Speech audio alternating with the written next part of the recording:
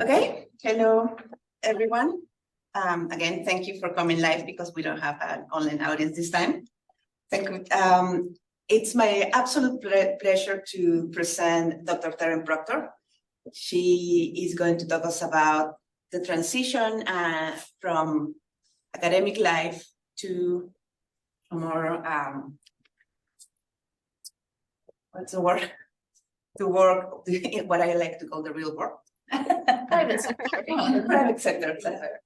Okay, a little bit about Terren. Terren got her PhD at Vanderbilt University in 2021. She's a bioarchaeologist studying, the bioarchaeology of the mine, the mercury mine, not the bioarchaeology of mercury mine. She studied the site of Santa Barbara, a mercury mine in the 16th to the 19th century in Peru, and she studied the effects of forced labor in the site. She has gotten several grants, among them Warner Grant Foundation and the Social Science and Humanities Research Council from Canada. And after a very impressive pass through academic life, she moved to working in the private sector, and now she's a user experience user researcher with an academic background in anthropology, and she specializes in UX experience within the technology sector. She's proficient in conducting comprehensive research to uncover user insights and drive user-centric product enhancements. She's dedicated to optimizing user experiences through collaboration and innovation. Currently, she works at FISERV, to drive business strategy through user-driven insights in the economic sector. And well, without further ado, Terren, thank you for joining us at the end of the semester and in this hectic April. And well, the screen is yours. Great. Thank you for that introduction. I appreciate it. And, April's not any more hectic for me than any other time. So thank you all for coming because I'm just living my day to day here. But yeah, I'm really excited to be here today. I'm going to be talking a little bit about how I transitioned from an academic career in bioarchaeology into user experience research, kind of what that entailed, a little bit about what UX is, and how that all just kind of happened, and what the potential is in that space and what the future of the industry looks like. So first, I'll start with a quick introduction, a brief explanation, not of bioarchaeology, because I'm sure most of you are familiar with that, if not all of you, but the skills that we acquire in bioarchaeology and how those are transferable to the private sector. Then a little bit more about my personal journey into user experience, and finally, how it was to kind of navigate a brand new domain. Specifically, I'm in financial technologies, what it was like to start there and just learn how to be in that space, which is very different, as you might imagine, from being in an academic space. So quick introduction. Dr. Uri Menendez did an excellent job of doing this already, but I'll just recap really briefly. So I did my doctorate in anthropology at Vanderbilt, specializing in bioarchaeology. As part of that doctorate, I conducted 9 months of field work in Huancavelica, which is in the Andes in Peru. I studied the bioarchaeology of a colonial mercury mining encampment, specifically looking at signs of labor, signs of trauma, so employing a variety of methods, including like musculoskeletal remodeling analysis, osteoarthritis, violent trauma. And I also went back to Vanderbilt to their isotope lab and did some stable isotope analysis for diet reconstruction. So really my fieldwork and my project were dedicated to putting together the narratives of the people who lived at this site, lived and worked and presumably died at this site. And, I had this deep passion for anthropology. I still do.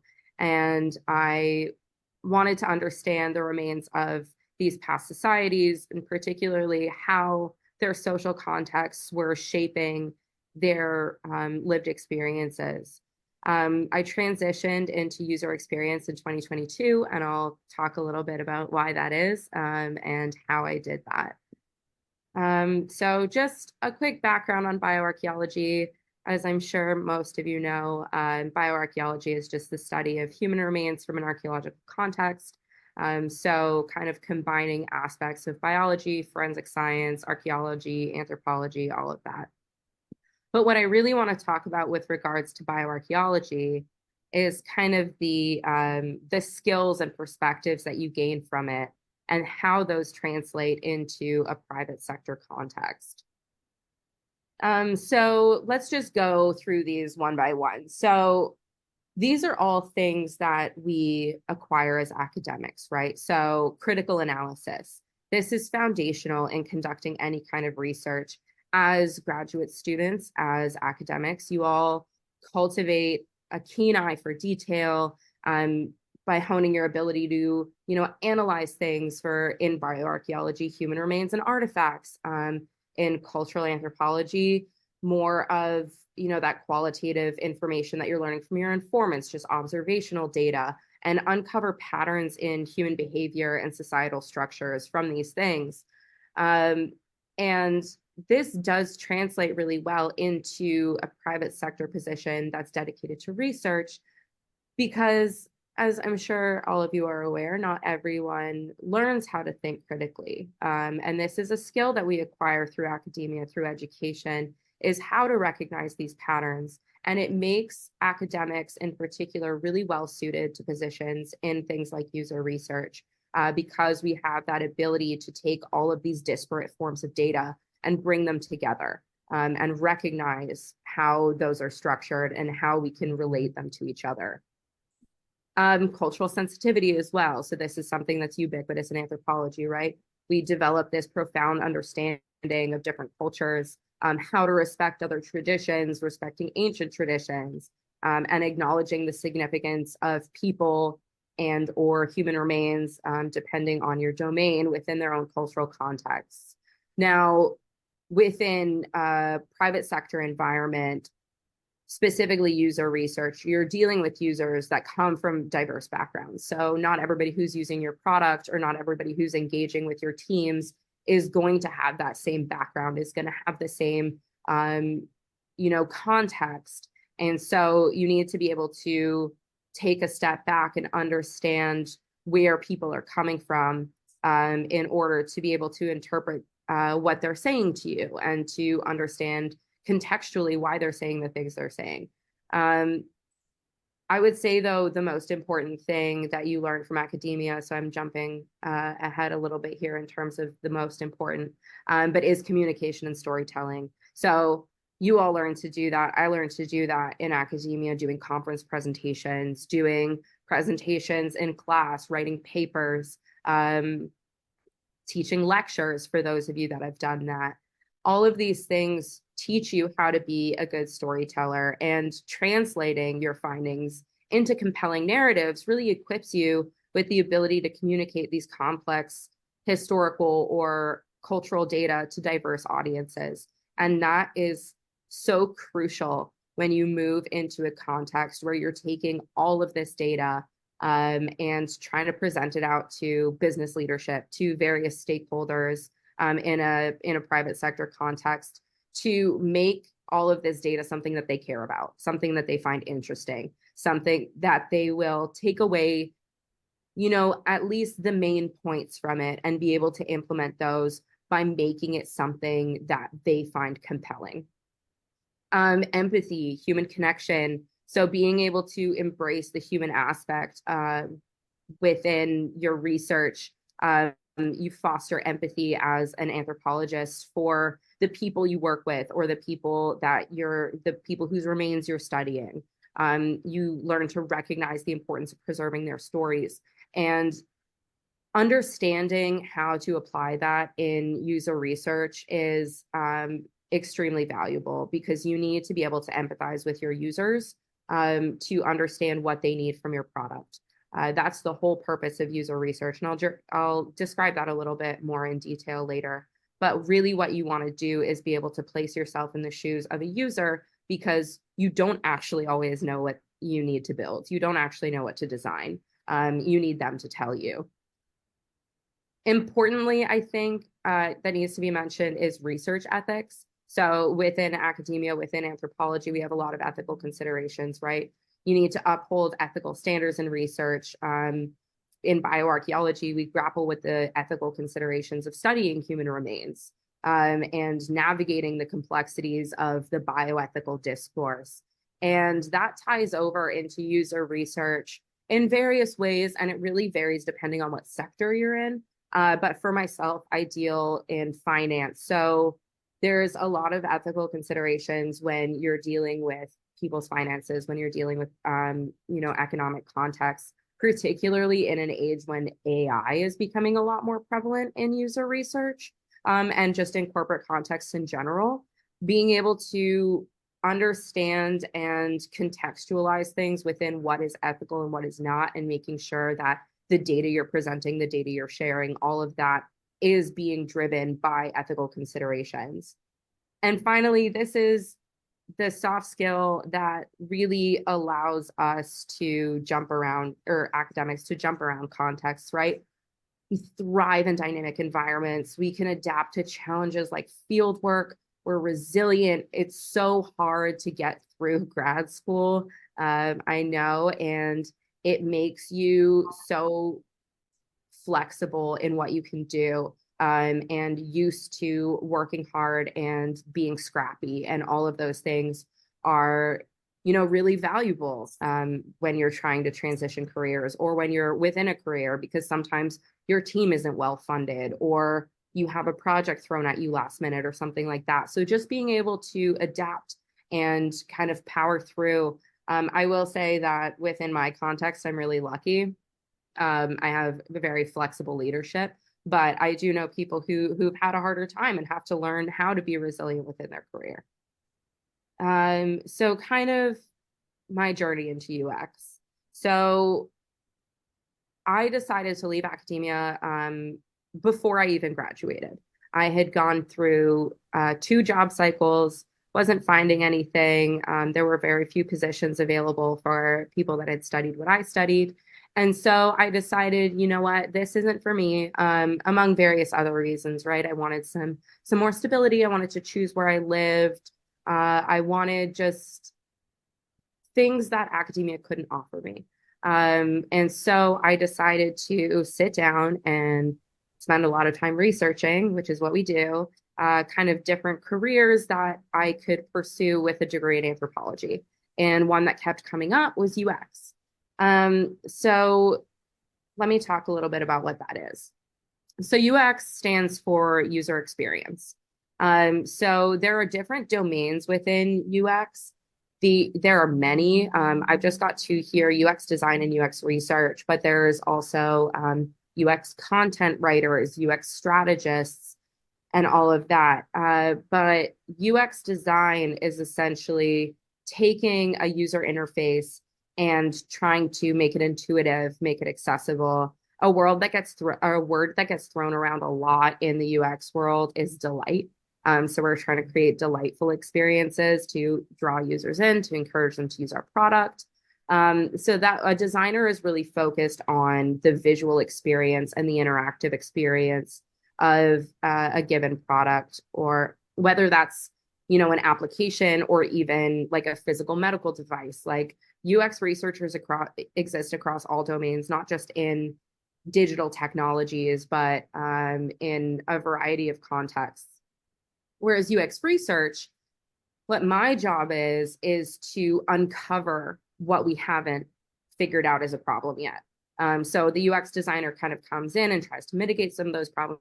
But what I do is I go out, I do exploratory research. I talk to people who use our product. I talk to people who don't use our product. And I figure out what the gaps are and what their problems are. And I can bring that back to my team and then work with them to try to identify these points of friction. So you're really trying to cultivate this like data-driven mindset as a UX researcher and bring that to your team. and harness those analytical skills that you have to derive actionable insights from your user data and leverage, metrics that come out of surveys or things to optimize the products that you offer or the services you offer. You're trying to develop across this research just an empathetic understanding of user needs, of their aspirations, their pain points. And as a user researcher, your real job at the end of the day is to champion the cause of user advocacy within the realm of product innovation. And there's a lot of work as a user researcher with there's a lot of cross-disciplinary collaboration. So I deal with people all across the company. I deal with product managers, designers, salespeople, engineers, all of that. So there's a lot of opportunity to touch kind of every domain. And it bridges the realms between design, technology, business, and you can create these impactful design solutions through that. And it's really driven by the philosophy of human-centered design or human-centered interactions.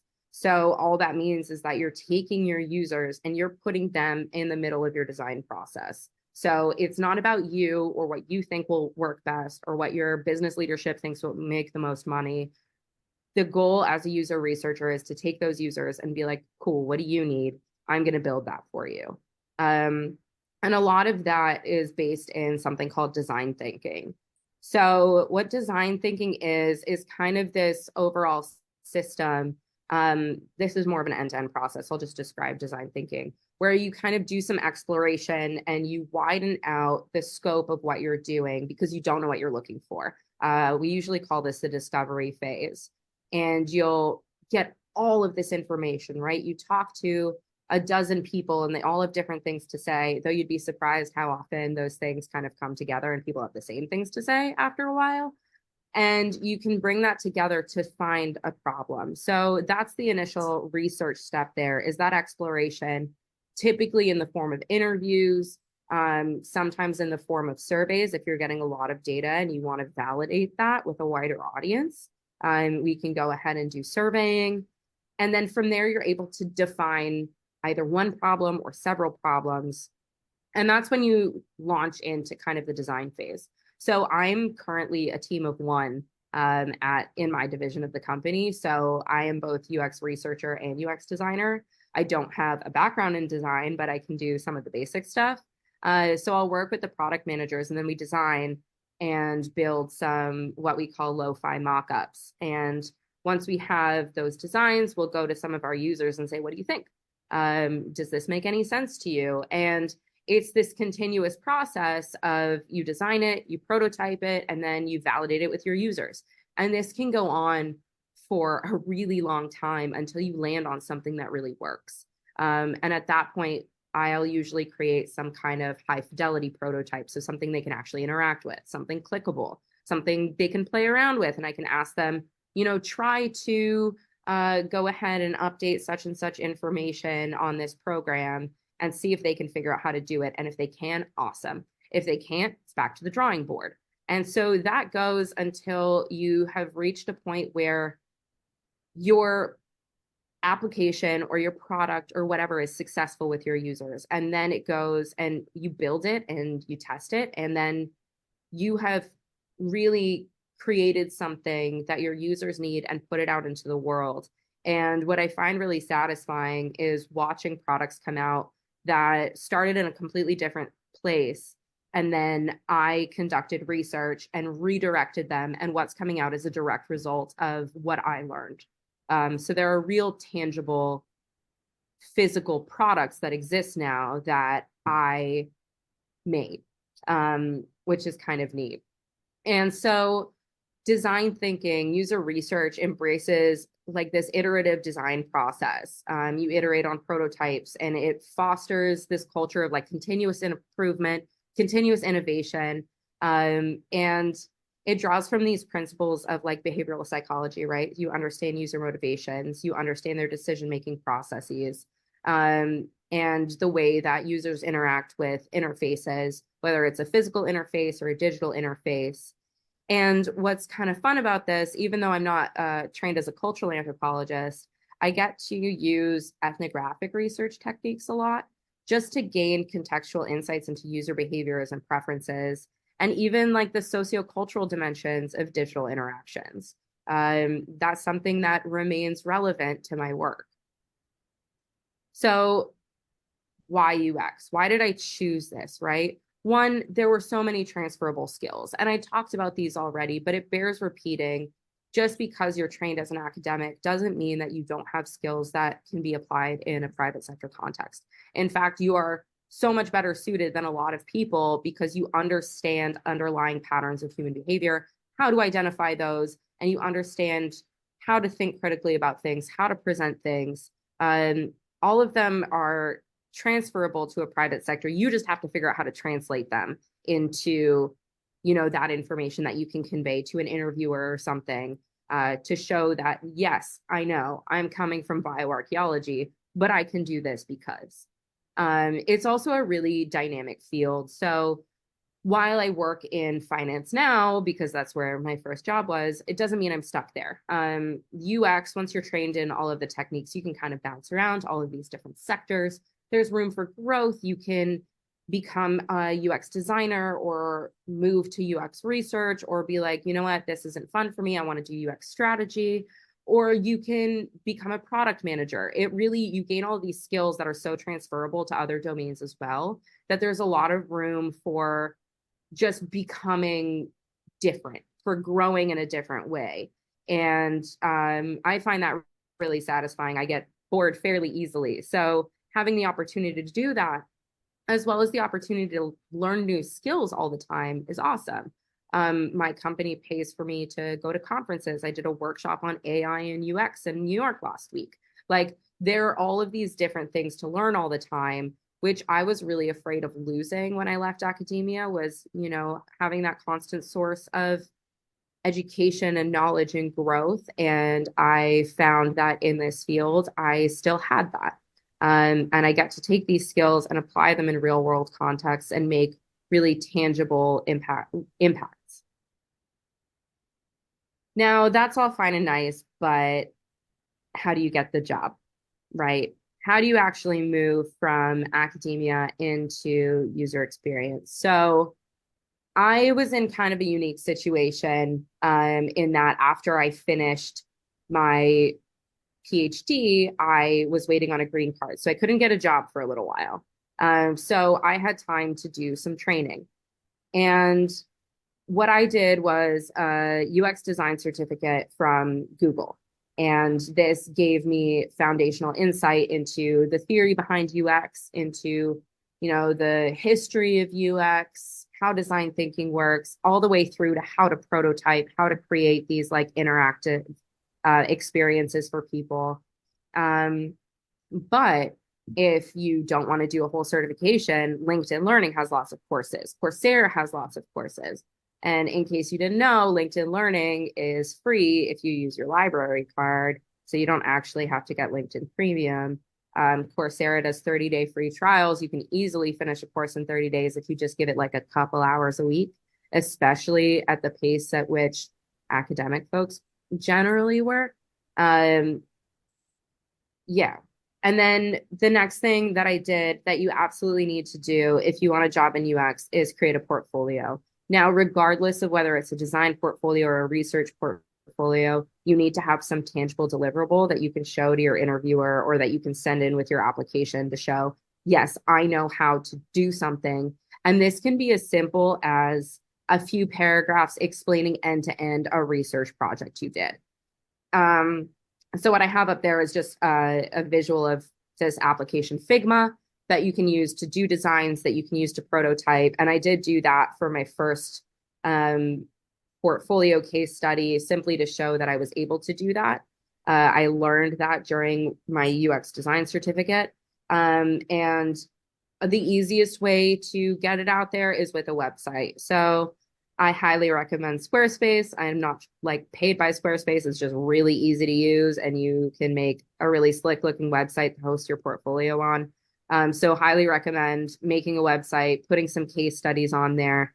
And then as soon as you've done that, just start applying. I must have applied to 50 jobs and gotten like 4 callbacks, But I will say that there are a lot of jobs, a lot more jobs available than there are in academia. So even if you have to apply to more, it's a lot easier to apply. Also, it's not like the writing all kinds of like long cover letters and all the various statements that you need to write for an academic job application. But you really do have to just take an approach where you just, get them all out there, get off as many applications as you can, and eventually something will stick.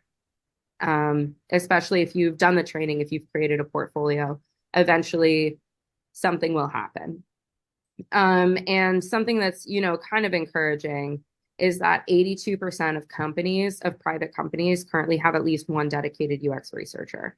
So this is not a small field. It's continuously growing as people start to see the tangible impacts of UX research. Forbes did a study a little while ago that showed that for every dollar that gets invested in user research, you get $100 back.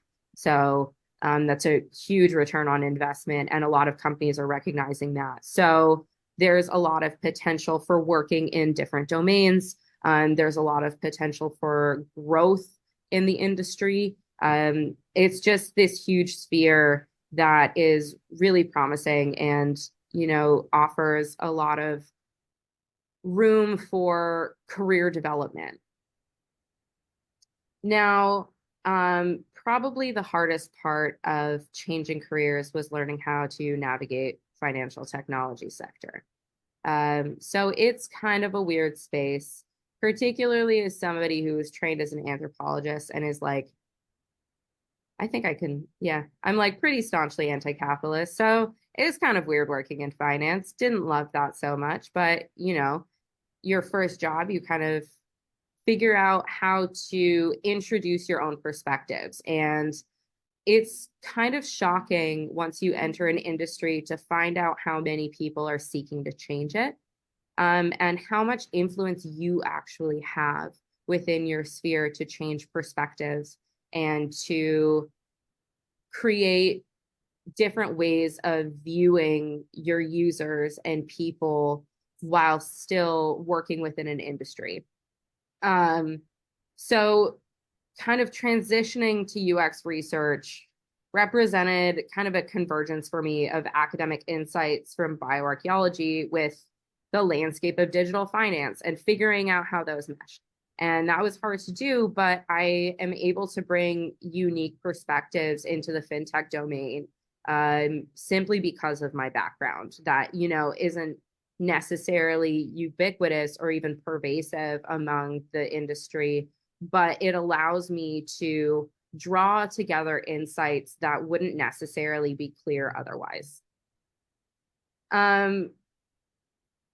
I can also leverage user research to drive innovation in financial technology. I enhance user engagement. But for me, what's more satisfying is building user satisfaction and user trust. We work really closely with a lot of partners.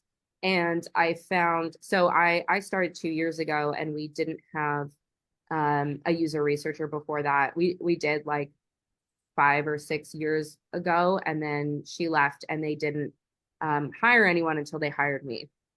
And so we work really closely with a variety of folks we call partners. We also have merchants, and it's kind of amazing how different the environment around Proctor has become just simply since I've started talking to people and listening to people. And sometimes it's a pain, because I will get emails from people saying, can you fix this for me? And I go, no, that's not even kind of my job. But you create these great relationships that really can restructure the way a business is run, even just as an individual. Now, it's also, challenging. There's a lot to learn. I had to come in and learn all about payment technologies, which I had no idea how that worked. FISERV is a credit card processing company. I specifically work within like the Clover division. I don't know if y'all have seen Clover before. They're the like cute little white payment terminals that you have in some stores. But just understanding how all of that works was this whole other beast that I had to navigate. I had to do a lot of research into that.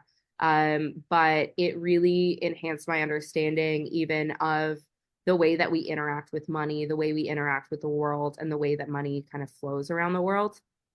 And I'm able then to take that knowledge and help create these like secure and inclusive digital financial experiences. And I say inclusive, and you may think that's kind of funny when we're talking about finance, but truly being able to empower people who generally are ignored by the finance industry or sidelined by it or don't have financial literacy through user research is really validating, and has kind of allowed me to gain a different kind of appreciation for this sector. Now, financial inclusion, as I just said, I'm able to take this user research and design these inclusive products and services that cater to diverse user segments. I talk to folks from all kinds of different backgrounds as it pertains to, finances, but also cultural backgrounds, educational backgrounds, even people of diverse age groups, and seeing how that impacts the way that they interact with payments, and how that affects their like financial well-being or their business well-being or any of that. And I can sort of address some social disparities in the way that our products are built and bring those back to the product managers and bring it back to business leadership and see how we can make our designs more inclusive. We also need to consider, particularly within finance, security and trust. In digital finance, you need robust authentication mechanisms. You need your users to be confident that, somebody's not going to steal their money. So digital financial transactions need to be really secure. And you would be surprised how much of a perception of security comes out of good design. And a lot of that you learned through talking to people, being like, why don't you trust this? Why do you trust this? Oh, excuse me.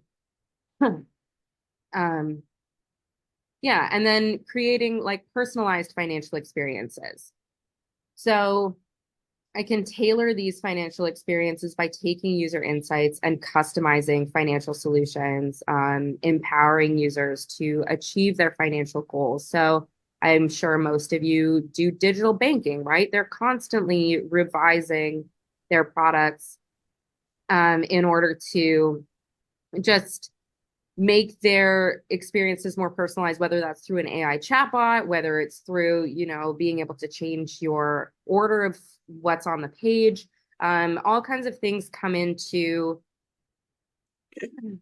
allowing users to go through and feel like they're being heard and seen and, creating a delightful experience. As I said, again, UX researchers love the word delight. But in terms of ethical considerations, there are a lot of issues with data ethics, particularly in finance. You have to safeguard user data, make sure that there's transparency in the user data usage. And again, this is really relevant as AI is coming to the forefront of UX, because things like AI chatbots, right? It's taking your information in. Or if you're doing some kind of unmoderated or moderated usability testing or interviewing, and there's AI present in that, it's going to take in your data. Other things, though, just the company I work for, it collects, your social security number or your personal information, and you need to make sure that people feel secure, but that also the data is secure. And you need to advocate for the ethical use of this secure data. While a lot of companies have basic ethical standards, we're really well equipped to kind of address those and emphasize the importance of them. Sorry, I'm just getting over a gross cold, and apparently I've been talking too much.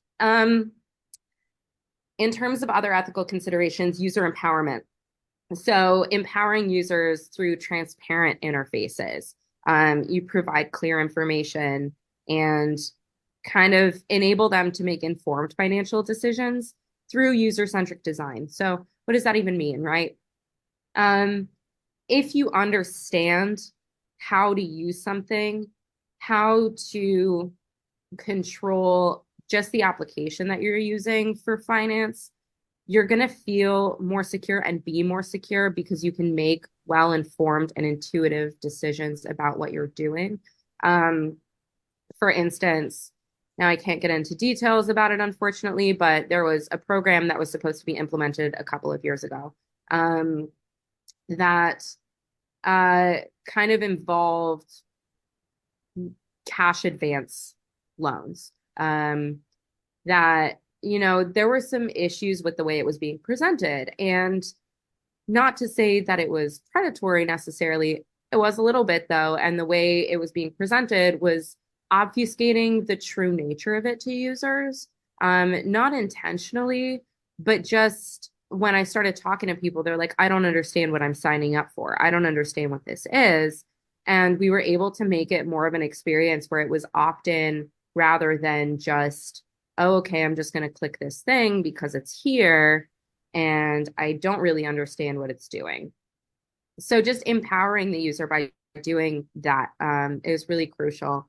And then recognizing the societal impact of fintech UX design, addressing the ethical implications of financial technology, and advocating for equitable and ethical financial practices writ large, right? So understanding that money is important in our society, unfortunately. It is everywhere.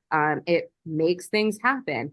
And being able to influence that in any kind of way really helps to drive, UX research ethical practices, particularly within finance. So in terms of financial technology, why financial technology on top of that? Well, as I said, it's the first place I got a job, but also there's so much room for innovation and collaboration in fintech UX across different sectors. You're dealing with finance, you're dealing with technology, you're dealing with all of these different industries that kind of come together and converge in this one space. And you're able to create these empowering digital financial experiences. But also, fintech is just huge. Like, there's so much money in fintech. And if that's something that you're looking for is some kind of financial stability, it's a good place to land. In 2023, that industry was worth $226 billion. And in the same year, there were 30,000 different fintech startups. So not only are there like these large corporations, but you can also come in at more of a grassroots level and really influence the way a company builds out and understands how to deal with financial technologies. Just last year, $10 billion was invested by like various investment firms into fintech companies focused on AI. And AI is trendy right now, across all industries, but particularly within technology. So what am I getting at with all of this, right? All this to say, it can be really scary and difficult to leave academia to move towards some kind of private sector career. And it can be intimidating and ethically fraught if it's something that you have considered yourself against for a long time. But there are many rewards to it, and there is room for you to grow and influence things in a way that aligns with, anthropological goals and ethical considerations and kind of where you come from. And you're very capable of doing it. Really, everything you learn in grad school is so transferable. Everything you learn as an academic is so transferable. It all comes down to knowing how to translate what you've already learned and what you know into a new industry. And we are so adaptable and so resilient. We can do that. We're scrappy and we know how to navigate tough situations and adapt to various things. So while the transition was hard, I'm so glad I did it. It's really changed kind of the way I look both at finance, but also, various aspects of the world. And it's allowed me to make really tangible impacts in terms of people's lives. in the way that they deal with money, at least the ones that are dealing with our applications and all of that. So I really just want to conclude by saying if this is something that you're interested in, if it's something that you think, you know, oh, maybe I could do this, but it's going to be really hard. It's going to take a long time. It might be a little bit difficult, but like absolutely you are so well equipped and so much better equipped than so many other people trying to break into this industry. And yeah, if you have any doubts, please don't let those overwhelm you into not trying to make the jump. Because I'm glad I did. So thank you all for listening. And if any of you have any questions, I'd be happy to hear them. And I'm also going to try and get one of my coworkers to bring me a charger. Otherwise, my computer is going to die. Thank you. Thank you, Terren. That was a lot of information, but also could you also really informative and moving us out of our little bubble. Yeah, I imagine this is not exactly in the same vein as most of your guest speakers, so sorry if it was a little bit out of left field, but I'm really grateful that I got to come talk to y'all today. Would you mind start sharing Oh, your right, sorry. on your laptops? There we go. Okay, well, we have Lisa. Hi, thank you so much, Dr. Proctor, for giving us this talk. I have actually three things. Great. A couple, first will be praise, to thank you to come and share this. I think, I know that our community at UNLV will appreciate knowing various career paths. That is clearly a concern that's coming and rising. We are often led to believe that it's academia or nothing. And so I think I invite these kinds of talks, I think, and also thank you for letting us record this as well, because I already foresee myself sending students in this direction. So that's just a bit of praise. I have two questions though. So one question, you have a doctorate and you have produced research and you have these quote unquote deliverables. Mm-hmm. How would you talk to somebody that just graduated with a bachelor's to get into a field like this? What kind of deliverables could they plan for? How can they prepare themselves to also try to sell themselves into this kind of career? Do you have any insight there?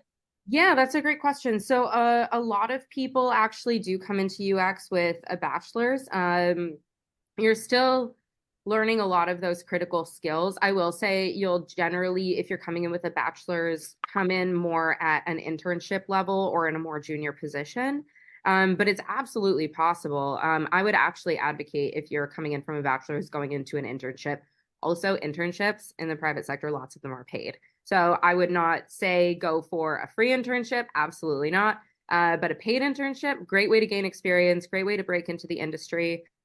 And then there are a lot of, again, those courses that you can take online, things that you can do to advance your skills and make yourself more marketable as a user researcher or UX designer. And lots of people do that. There are programs called boot camps where they'll kind of walk you through just the UX design process and you'll get like a certification at the end of it. Personally, they're very expensive. I don't think they're worth the money. So if somebody is like looking for advice on that, I don't generally recommend boot camps, but if it's something that'll make you more comfortable because you'll get a certification, you'll be able to say, I did such and such boot camp, and you will learn a lot of skills. They're just very pricey. But those are some various ways that you could break in there. But absolutely, there's a lot of room for people with bachelor's degrees to come into the UX field. You just might not come in at a high level.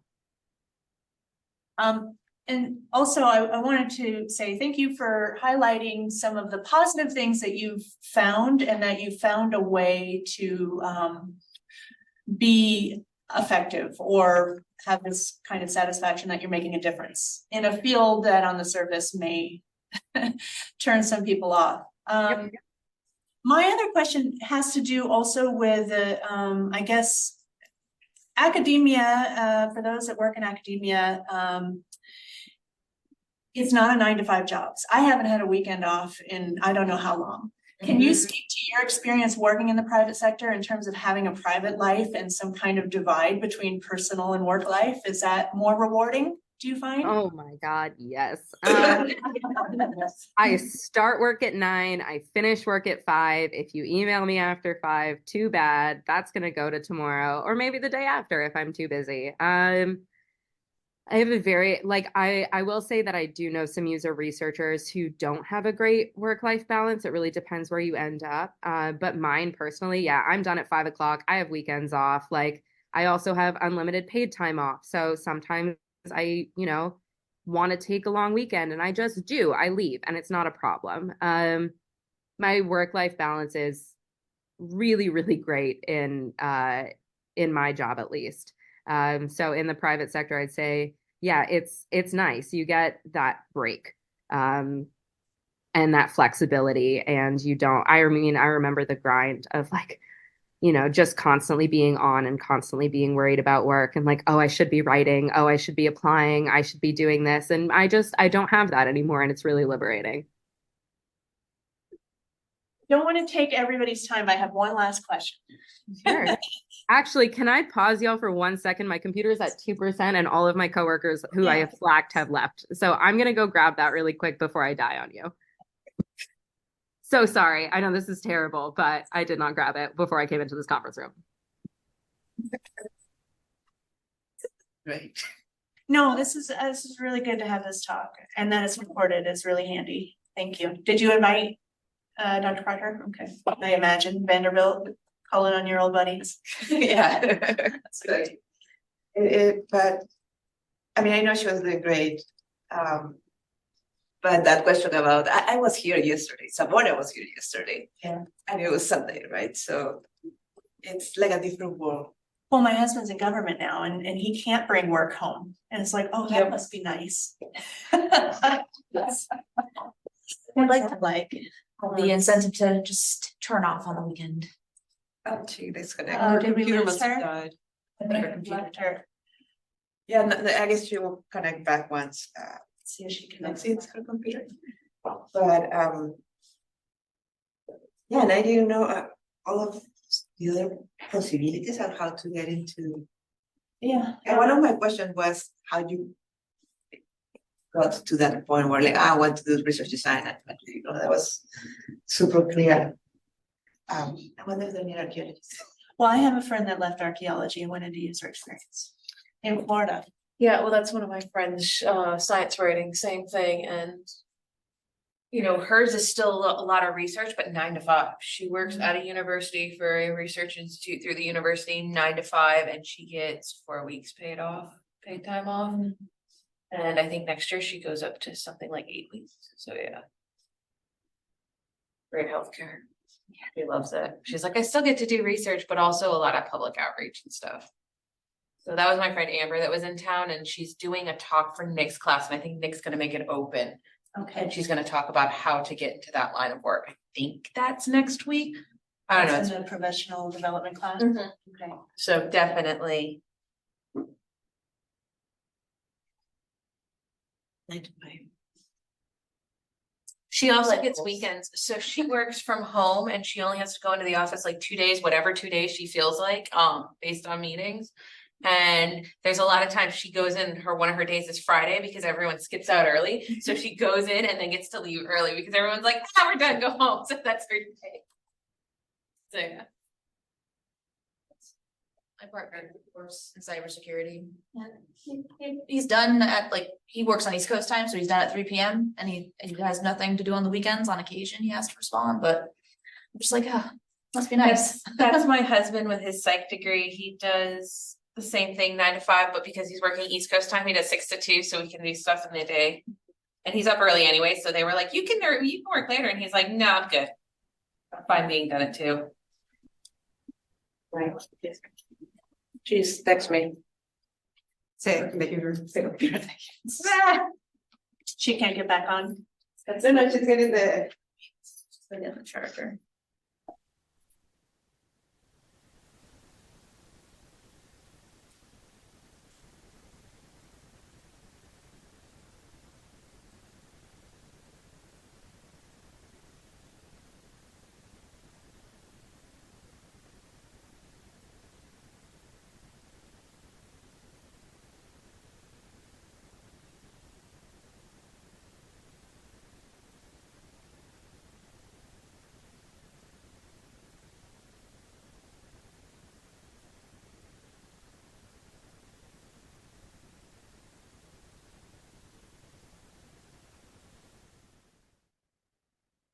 Says that her computer won't restart. Okay. Okay, All right, well, maybe we can, I can email her a question and we can like add it to, oh. Oh, there we go. So sorry about that. Apparently I did not beat my computer to dying. Oh, I'm sorry. Yes, thank you for coming back, just for, I'm so sorry. so my final question, and then, we do have a couple minutes, so I didn't mean to take everybody else's time. So now that you've been in this job a little bit, you did a certificate, but if you knew before that this was gonna be your career path, would there have been particular kinds of classes or training you would have taken in school that you think would have been really ideal for this job now? Like. Yeah. What I'm kind sorry, of classes? continue. Yeah, no, that would be my question. Like, what kind of maybe classes would you have pursued knowing that maybe this would be the job you would be in? Yeah, probably more into ethnographic methods. I do a lot of interviewing, like most of my research is interviews. So learning how to structure an interview, how to write unbiased interview questions, how to take that data and, you know, glean patterns from it. I would have taken more ethnographic methods courses. Survey design as well, just any kind of course related to how to design a survey. I do quite a few surveys. I think that would be the two that I would recommend primarily for, you know, this type of career path if you want to remain within an anthropological domain, but you want to diversify your toolkit maybe to include some more relevant courses for this career. Do you find you have to be really like computer literate? Like, you know, technologically savvy? I think that really depends on what you're doing. So for the design stuff, yes. And as I said, I'm a team of one, so I do a lot of the design work as well. So I have to be, but I would say for research in general, probably not. Most of what I do again is interviewing. So I have to do it over Teams because most of our users are you know, distributed across North America. But no, I wouldn't say so. Not for the research aspect anyway. I think really anybody, it's accessible to anyone who knows how to conduct an interview and who has like a critical mind for data. Great, thank you. Okay, I'm done. Does anybody have questions? yes. So how long did it take from when you started taking the free online course training to the job process, like actually landing a job? So my experience, so it took me a little longer, but also I was waiting on a green card. And I will say that private companies will very infrequently sponsor a visa. So that was kind of a problem for me. I'd say from the time I started, like I got my green card and started applying in earnest to jobs. I got the job within, I would say 10 weeks of starting applications. And then it took about a month to actually start the job, like between all of the screeners and the background checks and all of the stuff that they had to do. So I'd say start to finish maybe about 3 months from the actual initial application to starting work. Any more questions? Yes. Are a lot of the positions like in person, like in the office, or is there a lot of like remote work? There's a lot of remote work. So mine is 4 days a week in office, which isn't always ideal, but there are a lot of remote positions. A lot of user researchers work from home. I have one more question. If anybody has another one, was there any really hard cultural shock of you moving from academia to the private sector? And do you think your colleagues didn't know what to do with you? Because as I perceive academics, we like to live in our little bubble with all the good stuff and the bad stuff. So what was your experience with that? Oh yeah, there was quite a bit of culture shock. Moving into corporate life is weird. Everybody talks in acronyms that you don't understand. Everyone seems to be speaking a completely different language that I kind of had to learn.